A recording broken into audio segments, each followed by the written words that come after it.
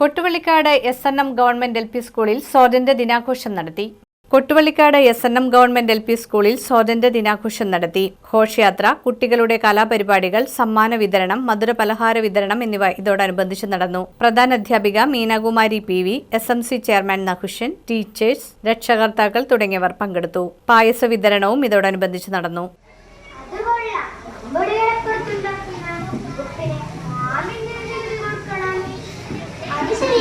നാം എല്ലാം ഇങ്ങനെ സമ്മതിച്ചു കൊടുത്താൽ അവർ വെള്ളത്തിനും വായുവിനും ഒക്കെ നികുതി കൂട്ടും.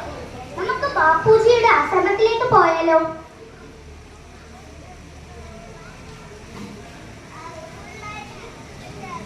ഗുജറാത്തിലെ സബർമതി ആശ്രമത്തിലേക്ക് നമുക്കൊന്ന് കടന്നു ചെല്ലാം.